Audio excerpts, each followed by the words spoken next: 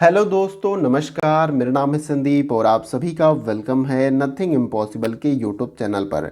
आशा करता हूं कि आप सभी बहुत ही अच्छे होंगे। और आज के इस वीडियो में हम लोग यूजीसी नेट फर्स्ट पेपर में एग्जाम 2022 और 23 के पॉइंट ऑफ व्यू से शिक्षण अभिवृत्ति वाले यूनिट से, जिसको इंग्लिश में टीचिंग एप्टीट्यूड भी कहा जाता है, तो इस यूनिट के अंतर्गत आज के इस वीडियो में हम लोग डेल का अनुभव शंकु या त्रिकोण का जो मॉडल है, ये लर्निंग से रिलेटेड आपका मॉडल है। तो इस मॉडल को आज के इस वीडियो में हम बहुत ही डिटेल में जानने वाले हैं। बस आपको करना क्या है कि वीडियो को स्टार्टिंग से लेके एंड तक देखना है और एंड तक पहुंचते पहुंचते डेल का ये जो अनुभव शंकु या त्रिकोण का मॉडल है लर्निंग से रिलेटेड, ये आपको बहुत ही अच्छे से समझ में आ जाएगा। तो उम्मीद करता हूं कि आप वीडियो को स्टार्टिंग से लेके एंड तक देखेंगे ताकि ये टॉपिक आपका अच्छे तरीके से क्लियर हो जाए। तो चलिए फ्रेंड, वीडियो को स्टार्ट करते हैं। तो इस डेल के मॉडल को समझने से पहले डेल महोदय के बारे में थोड़ा सा हम यहाँ पर जान लेते हैं। उनका जीवन काल कब से कब तक रहा और वो कहाँ से बिलोंग करते हैं। तो कुछ इंट्रोडक्शन इनके बारे में इस स्लाइड में आपको देखने को मिल जाएगा। तो ये भी इंपॉर्टेंट इन्फॉर्मेशन है। बेसिकली तो मॉडल के बारे में समझना ज़्यादा इंपॉर्टेंट है, लेकिन मैंने समझा कि इनके बारे में थोड़ा सा डिटेल में आपको बता दूं। 1 से 2 मिनट लगेगा, सारा कुछ आप अच्छे तरीके से जान जाओगे। सबसे पहले पॉइंट में मैंने बताया कि एडगर डेल का जीवन काल आप यहाँ पर देख लीजिए। तो इनका जन्म जो है 17 अप्रैल 1990 को बेंसन मिनेसोटा में हुआ था, ये आपको याद रखना है। और इसके साथ साथ 8 मार्च 1985 को जो है कोलंबस ओहियो में इनकी डेथ हुई थी। ये आपको ये जीवन काल का मैंने डेट आपको इंपॉर्टेंट बता दिया। इसके बाद से यह एक अमेरिकी शिक्षक थे और जिन्होंने कोन ऑफ एक्सपीरियंस विकसित किया, जिसे लर्निंग पिरामिड के रूप में भी यहाँ पर जाना जाता है। तो जैसे कि मैंने हिंदी में इस टॉपिक को मेंशन कर रखा है, डेल का अनुभव त्रिकोण का जो मॉडल है, तो यहाँ पर ये इंग्लिश में आपको देखने को मिल जाएगा। कोन ऑफ एक्सपीरियंस की जो अवधारणा थी, इसको विकसित करने का श्रेय जो है डेल महोदय को दिया जाता है, जिनका पूरा नाम है एडगर डेल। और यहाँ पर मैंने पिक्चर भी लगा रखी है, इस तरीके से आप इनको देख सकते हैं। देखिए, इसके बाद से नेक्स्ट पॉइंट में मैंने आपको बताया कि 1946 में डेल ने शिक्षण में दृश्य श्रव्य विधियों पर एक पाठ्य पुस्तक में कोन ऑफ एक्सपीरियंस अवधारणा को पेश किया था। तो इन्होंने यहाँ पर दृश्य श्रव्य विधियों पर आधारित एक पाठ्य पुस्तक थी। उसी पाठ्य पुस्तक में इन्होंने अपने इस मॉडल को क्या किया था, पेश किया था, जिस मॉडल का नाम यहाँ पर क्या है, कोन ऑफ एक्सपीरियंस अवधारणा, जिसको मैंने हिंदी में ऊपर लिख रखा था यहाँ पर डेल का अनुभव त्रिकोण मॉडल या शंकु, इस तरीके से मैंने टॉपिक वहां पर मेंशन कर रखा था। तो ये भी आपको याद रखना है। इसके बाद से मैंने बताया कि उन्होंने 1954 में और फिर 1969 में जो है इस मॉडल में कुछ संशोधन किया। तो ये भी आपको याद रखना है। तो यहाँ पर बेसिकली स्लाइड में हमने जानने का यही प्रयास किया, एडगर डेल का जन्म कब हुआ था। 17 अप्रैल 1900 को जो है बेंसन मिनेसोटा में हुआ था और इनकी डेथ 8 मार्च 1985 कोलंबस के ओहियो में एक हुआ था। और इसके साथ साथ ये एक अमेरिकी शिक्षक हैं, ये भी मैंने आपको बताया। इनका मॉडल यहाँ पर मैंने बताया कि कोन ऑफ एक्सपीरियंस इन्होंने विकसित किया था। इनकी एक पुस्तक थी, 1946 में वो पुस्तक आई थी और उसी पुस्तक में इन्होंने कोन ऑफ एक्सपीरियंस की अवधारणा या जो मॉडल्स है उसके बारे में इन्होंने बताया था या उसको पेश किया था। और मैंने यहाँ पर यह भी आपको बताया कि 1954 और 1969 में इस मॉडल में इन्होंने कुछ करेक्शन किया, संशोधन किया था। तो ये आपको याद रखना है। तो इस स्लाइड में बेसिकली हम एडगर डेल के बारे में कुछ छोटी सी जो इन्फॉर्मेशन है इनके परिचय के बारे में, उसको मैंने बताया। अब इसके बाद से हम डेल का जो मॉडल है उसे बहुत ही अच्छे तरीके से समझने का प्रयास करेंगे। मॉडल ज़्यादा इंपॉर्टेंट है, लेकिन मैंने सोचा कि इन्फॉर्मेशन के लिए ये भी जानकारी आपके पास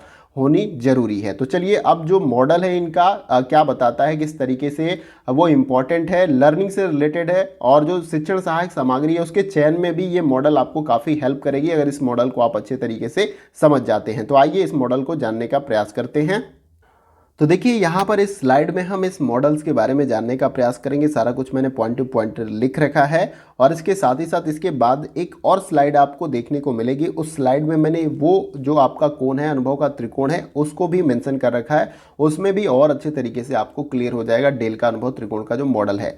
इसमें सबसे पहले मैंने बताया कि एडगर डेल का अनुभव त्रिकोण एक ऐसा मॉडल है जिसमें शिक्षण योजना और अधिगम प्रक्रिया से संबंधित अनेक सिद्धांतों को सम्मिलित किया गया है। तो इतना आपको याद रखना है कि ये जो मॉडल है डेल महोदय का अनुभव त्रिकोण का जो मॉडल है, तो इसमें शिक्षण योजना से लेकर अधिगम प्रक्रिया से संबंधित जो बहुत सारे सिद्धांत आपने पढ़े होंगे वो सारा कुछ जो है सम्मिलित होता है। कैसे होता है, जब मैं वो कोण आपको दिखाऊंगा जो डायग्राम है, तो उससे आपको अच्छे तरीके से क्लियर हो जाएगा। इसके बाद से मैंने यहाँ पर बताया कि इसमें विभिन्न शिक्षण विधियों का तुलनात्मक अध्ययन किया गया है तो बहुत सारे ऐसे शिक्षण विधियां हैं जिनका आपको तुलनात्मक अध्ययन भी इस मॉडल में देखने को मिल जाएगा। जब आप ग्राफ जो या जो डायग्राम मैंने यहाँ पर मेंशन कर रखा है उसे जब आप देखेंगे तो सब कुछ आपको अच्छे तरीके से स्पष्ट और क्लियर हो जाएगा। इसके बाद से यहाँ पर मैंने बताया कि शिक्षण अधिगम प्रक्रिया में जितने संवेदक अंग सम्मिलित होते हैं ग्रहण उतना ही अधिक होता है। यानी कि यहाँ पर इमोशन की बात की जा रही है। जैसे कि अगर आप लेक्चर देते हैं तो इस तरीके से अधिगम बहुत बेहतर नहीं होता है। आपको पता है कि कुछ परसेंट ही इंफॉर्मेशन आपके दिमाग में रह पाती है। अगर आप लेक्चर सुनते भी हैं 10% कह लीजिए या 20% कह लीजिए, और जब आप पढ़ते हैं तो जितना भी आप पढ़ लीजिए 100 में से 10% इन्फॉर्मेशन आपके दिमाग में रहती है।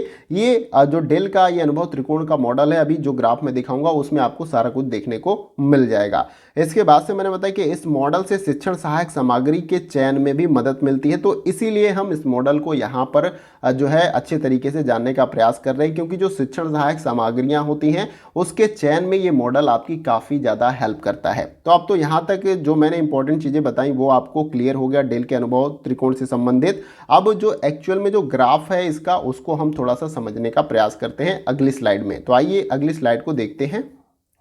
तो यहाँ पर इस स्लाइड में आप देख सकते हैं कि यहाँ पर वो डायग्राम है या मॉडल का ग्राफ कह लीजिए डेल का जो अनुभव त्रिकोण है। तो इससे आपको सब कुछ अच्छे तरीके से क्लियर हो जाएगा और ये भी पता चल पाएगा कि कैसे आपको शिक्षण सहायक सामग्रियों का चयन करना चाहिए। तो सबसे पहले अगर आप यहाँ पर देखेंगे तो मैंने एक मॉडल यहाँ पर रख रखा है जो ट्रायंगल शेप में है और इसमें काफ़ी कुछ इंपॉर्टेंट इन्फॉर्मेशन है।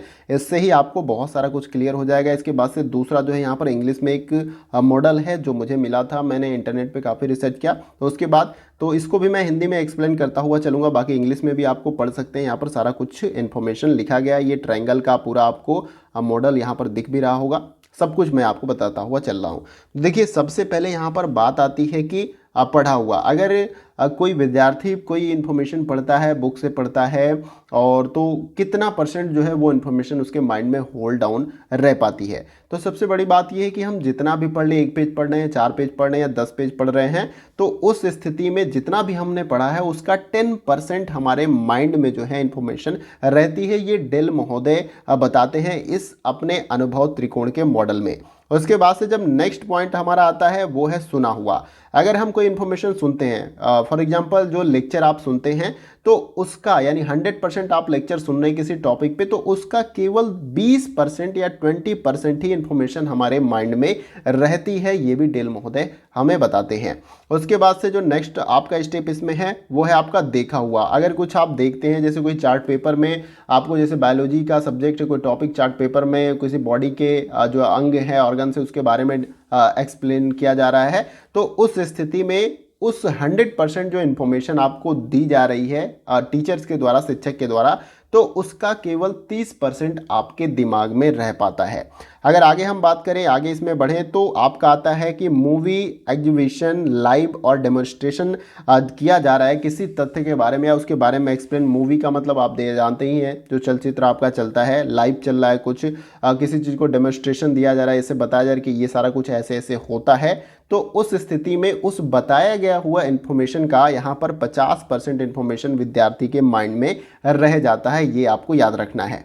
डेमोन्स्ट्रेशन का मतलब जो आपका होता है प्रदर्शन, यानी प्रदर्शन करके यहाँ पर उस चीज़ों के बारे में अगर बताया जाता है तो उसका 50% इन्फॉर्मेशन विद्यार्थी के माइंड में रहता है। ये आपको याद रखना है। उसके बाद से नेक्स्ट जो आता है आपका डिस्कशन या वाद विवाद। अगर किसी टॉपिक पर डिस्कशन होता है तो विद्यार्थी को बीच में अगर एक टॉपिक उसको दे देते हैं किसी भी सब्जेक्ट से रिलेटेड और उस टॉपिक को तैयार करते हैं और आपस में जो है डिस्कशन करते हैं, वाद विवाद करते हैं, तो उस स्थिति में जितना भी इंफॉर्मेशन पे डिस्कशन हुआ होगा उसका 70% इंफॉर्मेशन उन दोनों विद्यार्थियों के दिमाग में रह जाता है। यानी डिस्कस करना चाहिए आप सभी को। अगर आप ग्रुप स्टडी करते हैं तो आप किसी टॉपिक को ले लीजिए और टॉपिक को अच्छे से तैयार करिए और उस पर डिस्कस करिए। उस तरीके से वो कॉन्सेप्ट आपके दिमाग में लंबे समय तक रह सकता है। जैसे कि यहाँ पर आप देख सकते हैं 70% जो है इंफॉर्मेशन आपके माइंड में रहती है। उसके बाद से लास्ट जो इसमें पॉइंट है रियल लाइफ एक्सपीरियंस। अब रियल लाइफ एक्सपीरियंस का मतलब जो आप रियलिटी में देखते हैं। जैसे कि अगर आपको ज्योग्राफी से रिलेटेड है तो पहाड़ माउंटेन के बारे में ऐसे तो आपको क्लासरूम में पढ़ा दिया जाता है, ये ऐसे है, मिट्टी कितने टाइप से, मिट्टी में क्या वेरिएंट होते हैं, ठीक है। तो जब हम इनको रियल लाइफ में आपको ले जाकर उस जगह पे पहाड़ के बारे में दिखाते हैं कि नहीं ये देखिए वी शेप की वैली है, ये यू शेप की वैली है, इसको घाटी बोलते हैं। तो इस तरीके से वो रियल एक्सपीरियंस है, उस स्थिति में जो भी इंफॉर्मेशन वहाँ पर आप उनको रियल लाइफ एक्सपीरियंस दे के बताते हैं उसका 90% इन्फॉर्मेशन आपके दिमाग में रहता है। लेकिन ये थोड़ा सा खर्चीला है, कॉस्टली है, हर चीज़ का रियल एक्सपीरियंस देना संभव नहीं है क्योंकि इसमें ज़्यादा खर्च आते हैं। अब उन जगहों पे ले जाना पड़ेगा। अगर हिस्ट्री से रिलेटेड अगर आपको देना है इस तरीके का रियल लाइफ एक्सपीरियंस, तो जिनके बारे में आप बता रहे हैं, औरंगजेब के बारे में बता रहे हैं, तो अब औरंगजेब के मकबरे, औरंगजेब का जो महल है, उस तरीके से वैसी जगहों पर आपको ले जाना पड़ेगा। और उस स्थिति में जो कुछ भी आप वहाँ पर बताएंगे उनका 90% इंफॉर्मेशन उनके दिमाग में रह जाएगा, ये आपको याद रखना है। अब इसी प्रकार से इंग्लिश वाले में यहाँ पर आपका दिया गया है व्यक्ति कितना याद रख पाता है इन सारा कुछ का जो है आपका कह लीजिए कि हिंदी में आपका अर्थ निकलेगा। उसके बाद से दूसरे पॉइंट में आपका यहाँ पर दिया गया है जो आपने लर्निंग की है, जो अधिगम किया, उसका रिजल्ट या परिणाम क्या हो सकता है। ठीक है, तो यहाँ पर उसी प्रकार से है 10% का है, 20% का है, 30% जो मैंने बताया। जैसे यहाँ पर आप देखिए रिकॉर्डिंग डेज तो इमेज के बारे में बात हुआ, मतलब देखा हुआ 30% वही है। यहाँ पर हिंदी में मैंने इस कोन को या ग्राफ को मैंने एक्सप्लेन करने का प्रयास किया और यहाँ पर ये इंग्लिश में, तो दोनों ग्राफ को मैंने यहाँ पर मेंशन किया आपको ताकि समझने में आसानी हो और अच्छे तरीके से आपको क्लियर हो जाए। तो आई होप कि ये जो डेल का अनुभव त्रिकोण का मॉडल है वो आपको अच्छे तरीके से क्लियर हो गया होगा। और नहीं भी समझ में आए तो आप मुझे कमेंट बॉक्स में ज़रूर बताइएगा, वहाँ पर भी मैं आपको क्लियर करने का प्रयास करूँगा। और उम्मीद करता हूँ कि आपको ये मॉडल जो है डेल का अनुभव त्रिकोण का मॉडल है वो अच्छे तरीके से क्लियर हो गया होगा और आपने खुद एक्सपीरियंस किया होगा कि अगर आप रियल लाइफ में कुछ भी देखते हैं तो लंबे समय तक जो है वो चीज़ें आपके दिमाग में रहती है। जैसे कोई एक्सीडेंट हो जाता है, देखते हैं लंबे समय तक दिमाग से नहीं निकलता, हमें याद आ जाता है कि वहाँ पर इस तरीके से एक्सीडेंट, क्योंकि वो रियल लाइफ में आपने देखा, रियलिटी में वो एक्सीडेंट होते हुए देखा, इसलिए वो एक तरीके से दिमाग में बहुत लंबे समय तक रह गया। इसलिए रियल एक्सपीरियंस अगर देना संभव है, अगर आप टीचिंग कर रहे हैं तो आप दे सकते हैं। और जो आसपास के इन्वायरमेंट में अगर आपको लगता है कि रियल लाइफ एग्जांपल वहाँ पर दिया सकता है या दिखाया जा सकता है बच्चों को, तो आप ज़रूर दिखाएं। उस तरीके से काफ़ी ज़्यादा इन्फॉर्मेशन उनके माइंड में रह पाएगी। तो उम्मीद करता हूँ कि डेल का अनुभव त्रिकोण का मॉडल है जो आपको अच्छे तरीके से क्लियर हो गया होगा। और नहीं समझ में आए तो वंस अगेन यानी कि मैं दोबारा कहता हूं आप सभी से कि आप ज़रूर मुझे कमेंट बॉक्स में बताइएगा और अपना फीडबैक कमेंट बॉक्स में मुझे ज़रूर दीजिएगा कि ये वीडियो कैसा लगा। बेसिकली ये वीडियो जो है आपके जो शिक्षण सहायक सामग्री है उसके चयन में आपको काफ़ी मदद जो है करने वाला है। जैसे कि ये मॉडल में आपका बताया, सुना हुआ है तो 20% है, तो आप उसके हिसाब से जो है शिक्षण सहायक सामग्री का इस्तेमाल करेंगे। अगर 70% जो है इन्फॉर्मेशन बच्चों के या विद्यार्थियों के दिमाग में रखना है तो उस तरीके से जो है यहाँ पर शिक्षण सहायक सामग्री आप इस्तेमाल करेंगे। डिस्कशन या वाद विवाद करेंगे तो उससे रिलेटेड, ठीक है। अगर 50% इन्फॉर्मेशन के माइंड में रखनी है तो उससे रिलेटेड, तो आपको काफ़ी ज़्यादा आइडिया यहाँ पर मिल जाएगा कि किस तरीके से शिक्षण सहायक सामग्रियों का हम इस्तेमाल कर सकते हैं इस मॉडल को जानने के बाद या इस अवधारणा को जानने के बाद। तो आई होप कि ये भी आपको क्लियर हो गया होगा। नहीं समझ में आया तो आप जरूर मुझे बताइएगा, वहां पर मैं जरूर क्लियर करूंगा। और अपना फीडबैक, कीमती समय निकालकर, 1 मिनट और लगेगा तो अपना कीमती समय जरूर निकालें और फीडबैक जरूर दें। वीडियो कैसा लगा उसके बारे में बताएं, वीडियो में कोई कमी है तो उसके बारे में बताएं, कुछ और भी इसमें लगता है कि नहीं ये गड़बड़ी है, इसको और सही किया जा सकता है, तो आप उसके बारे में भी बता सकते हैं। और लास्ट में एक और मैं आपसे क्वेश्चन कह लीजिए कि एक और फीडबैक आपसे लेना चाहूँगा कि आप सजेशन दे सकते हैं कि वीडियो को और भी बेहतर कैसे बनाया जा सकता है। तो इस बारे में भी अगर आपके पास कोई फीडबैक है या राय है या सजेशन आप देना चाहते हैं तो कमेंट बॉक्स में आप अपना सजेशन दे सकते हैं, आप सभी का वेलकम है। तो उम्मीद करता हूँ वीडियो का सेशन आप सभी को पसंद आया होगा। तो वीडियो अच्छा लगे तो वीडियो को लाइक करके हमें अप्रिशिएट करना न भूलें। और इसके साथ ही साथ लगता है वीडियो इंपॉर्टेंट है तो आप वीडियो को जो है मैक्सिमम दोस्तों के साथ जो है यहाँ पर शेयर कर सकते हैं ताकि उनको भी इस वीडियो से हेल्प मिल सके। और इसके साथ ही साथ चैनल पे अगर आप नए हैं तो चैनल को यहाँ पर सब्सक्राइब करिए। सब्सक्राइब करने के बाद जो है उसके बगल में ये बेल आइकन का इस प्रकार से बटन होता है, उसको आप प्रेस कर लीजिए न्यू वीडियो की नोटिफिकेशन को पाने के लिए। तो फ्रेंड्स आज के वीडियो में बस इतना ही, फिर मिलते हैं अगली इंपॉर्टेंट वीडियो में। तब तक के लिए जय हिंद, जय भारत।